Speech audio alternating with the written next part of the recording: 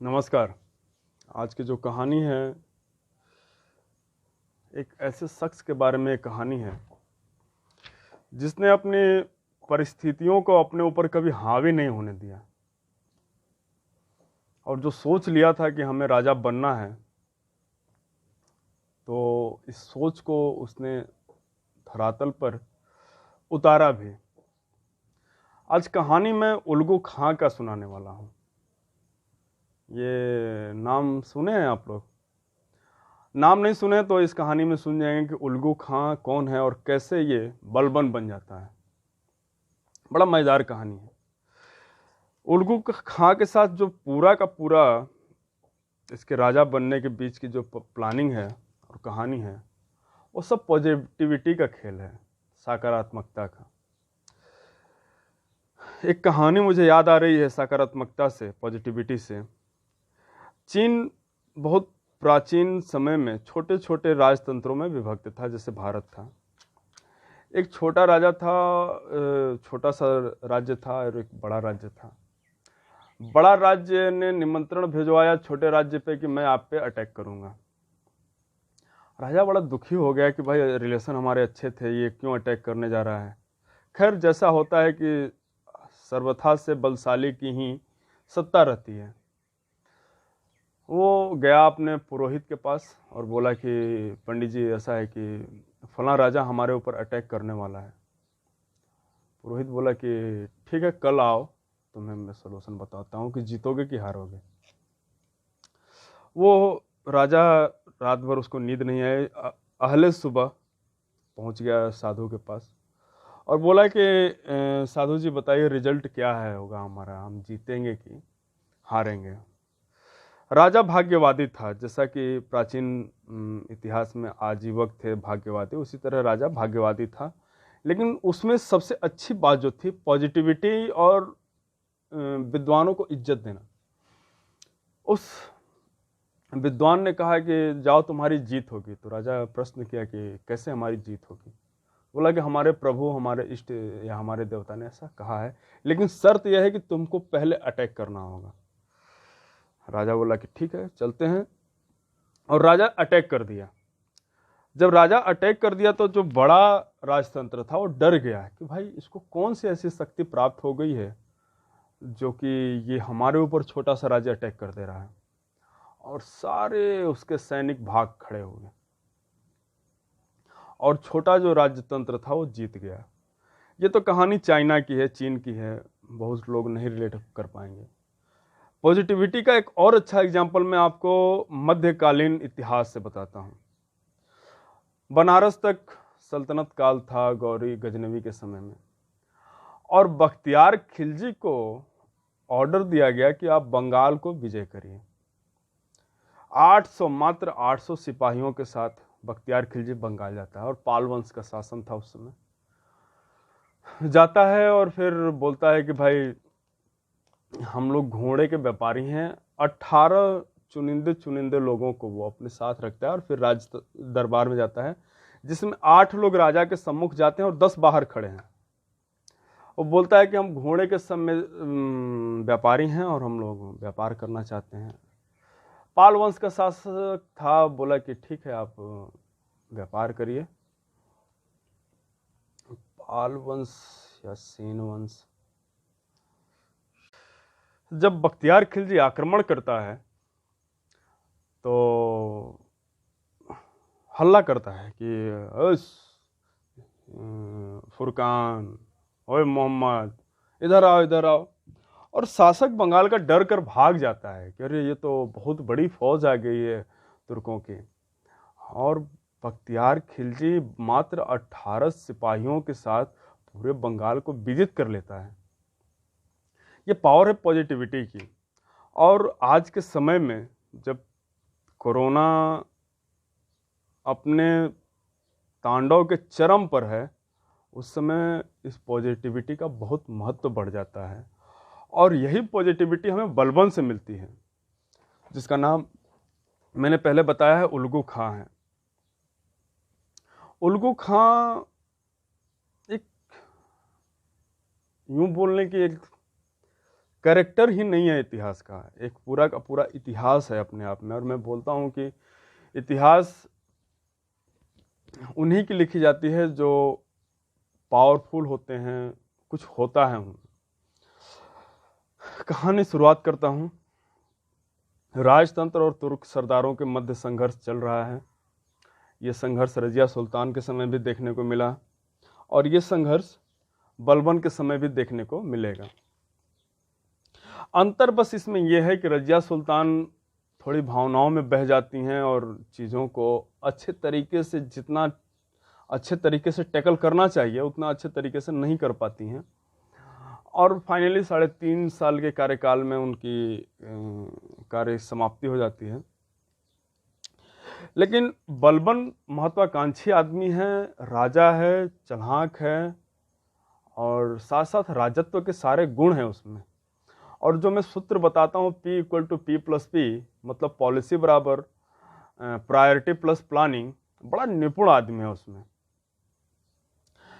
बलबन के सामने चुनौतियां क्या क्या हैं, पहले इसको समझते हैं हम लोग। बलबन के सामने 2-3 चुनौतियां हैं। एक तो अपनी स्थिति को मजबूत करना, दूसरा है कि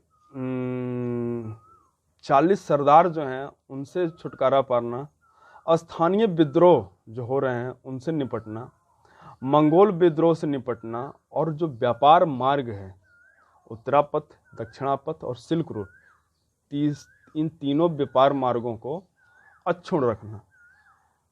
ये चुनौतियां प्रायोरिटीज़ हैं और इसके लिए प्लानिंग क्या क्या करता है और क्या क्या पॉलिसी बनाता है समझते हैं। पहला जो इसके समस्या है कि अपने आप को मजबूत करना, और अपने आप को मजबूत करने के लिए उसने नसरुद्दीन महमूद की लड़की से अपनी शादी कर ली। अब वो क्या हो गया, सुल्तान का दामाद हो गया और दामाद होने से उसकी स्थिति मजबूत हुई। दूसरा उसने जो काम किया बड़ा अच्छा है, 40 सरदारों के संबंध में काम। और 40 सरदारों को वो कुछ यूं हटाता है जैसे कि दूध से मक्खी को हटा दिया जाता है। होता यूं है कि मंगोल आक्रमण का भय बना हुआ है और इसी क्रम में मंगोल आक्रमण का डर दिखाकर 40 सरदारों में से 20 सरदारों को वो भेज देता है मंगोलों से लड़ने के लिए। वो बहादुर आदमी, और बहादुर बेवकूफ़ में तो ज़्यादा अंतर होता नहीं है, वो चल दिए अपना तलवार वलवार लेके कि चलो चलते हैं मंगोलों से निपटने। और मंगोल इतने क्रूरतम थे कि वो किसी मतलब आदमी को काटना मतलब कि चिकन और मटन काटना है, वो कुछ समझते नहीं थे। और उन्होंने पूरा 20 के 20 को तहस नहस मिला दिया। अब बच गए 20। इनको इसने अपनी कुटिलता और कुछ कानून के भय से इन 20 को ख़त्म कर दिया।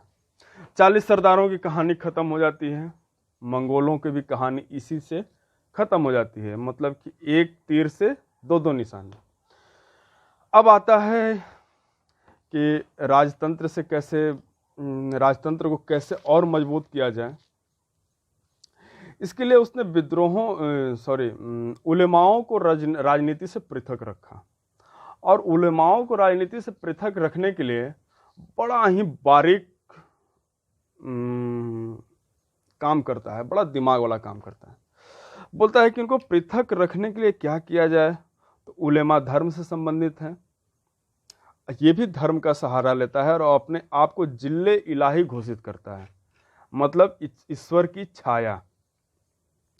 अब जब जिल्ले इलाही घोषित कर दिया, इसका फायदा क्या हो रहा है? देखिए, सारा चीज़ जो इतिहास है ये पढ़ाई नहीं है। इतिहास, मैं तो बोलता हूँ कि इतिहास सबको पढ़ना चाहिए। ये व्हाट्सएप यूनिवर्सिटी से इतिहास मत पढ़िए, इतिहास किताब से पढ़िए आप। और ये देखिए कितना अच्छा काम कर रहा है और कैसे कर रहा है।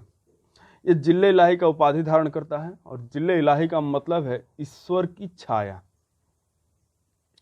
अब मुसलमान जो होते हैं, मुसलमान संस्कृति में ऐसी या उनके धर्म में ऐसी मान्यता है कि हमारा सिर अगर किसी के यहाँ झुकेगा तो वो बस अल्लाह के सामने झुक सकता है और किसी के सामने नहीं झुकेगा। और बलबन जो है, उल्गू खां, अपने आप को ईश्वर का छाया मतलब अल्लाह का छाया बना दिया। मतलब अब हमारे सामने आप क्या करिए, झुकिए। और इस क्रम में उसने सिजदा और पैबोस का परंपरा प्रारंभ किया। सबको बोला कि लेटो हमारे सामने। दूसरा उसने जो अच्छा काम किया अपने आप को मजबूत करने में, वो ये किया कि आप ईश्वर के सामने झुक लिए, जिले इलाही बन गए। उलेमाओं को राजनीति से अलग आप कुछ नहीं है, वो इसलिए किया है क्योंकि बहुसंख्यक पे जब अल्पसंख्यक शासन करना चाहती है तो कभी बहुसंख्यक को वो विश्वास खोना नहीं चाहती है बहुसंख्यक का, इसलिए उसने राजनीति से अब उन लोगों को अलग किया। और तीसरा जो काम किया उसने राजत्व का सिद्धांत लाया। राजत्व का सिद्धांत का मतलब कि मैं राजा हूँ नहीं, मैं न किसी के द्वारा बनाया गया हूँ न बना हूँ, मुझे ईश्वर ने बनाकर भेजा है, अल्लाह ने भेजा है। अब देखिए रजिया सुल्तान के समय क्या था, दिल्ली की जनता ने राजा बनाया था, लाल कपड़ा से उन्होंने आग्रह किया था। बाकी जो भी राजाएं हैं उनको कोई ना कोई बना रहा है, या तुर्क सरदार हैं या कोई भी, लेकिन ये बोल रहा है कि हमको कोई बनाया नहीं है, हम ऊपर से ही राजा बनकर आया हूँ। ऐसे अपने आप को मजबूत करता है। उसके बाद ये रक्त और लौह की नीति अपनाता है, व्यापार मार्गों को अक्षुण्ण रखने के लिए, फ्रेश रखने के लिए, क्लियर रखने के लिए। और जो चोर लुटेरे डाकू हैं उन सबको उसने रक्त और लौह की नीति से, मतलब तलवार और काट दोनों की नीति से सबको ये ख़त्म करवा देता है। ये इसके बड़े बड़े काम हैं जो समझना चाहिए। इसके बाद ये जो स्थानीय आक्रमण विद्रोह हैं उससे निपटने का कोशिश करता है, जिसमें कि मेवातियों का विद्रोह हो रहा है, तुगरिल खां विद्रोह कर रहा है, और इस सब से वो आसानी से निपट जाता है। जो इतने बड़े बड़े काम कर लेता है वो इन सब चीज़ों में नहीं फंसेगा। उसके बाद देखता है कि ये सामंतवाद को ख़त्म करने के लिए अपनी सेना होनी चाहिए, इसके लिए वो सेना का गठन करता है, और बड़ा अच्छा काम करता है दीवाने आरिज का या दीवाने अर्ज का गठन करता है।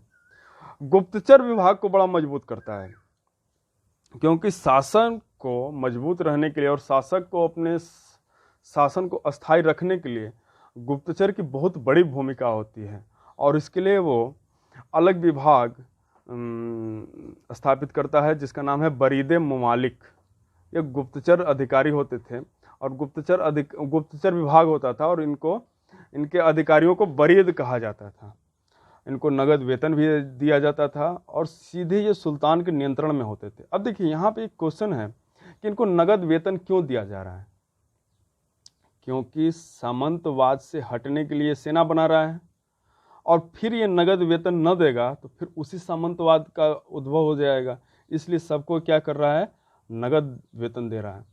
एक जो इसकी बहुत अच्छी बात मुझे लगती है, भौकाल, बड़ा भौकाली आदमी है, कभी भी ये हंसते हुए नहीं देखा गया अपने राज दरबार में।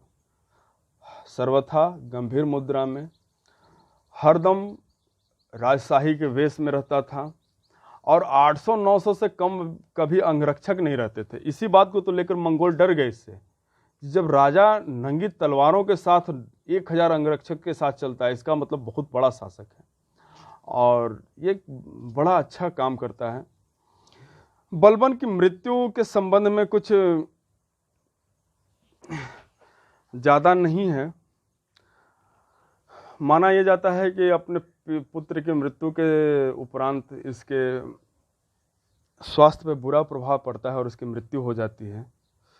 और पुत्र की मृत्यु से इतना आहत था कि 14 दिन उपवास किया, और कब्रिस्तान तक अपने पुत्र की जो जनाजा जा रहा था उसके साथ ये नंगे पांव गया, और धूल अपने सिर पर डालते हुए, मतलब हताश हो गया था पूरा का पूरा।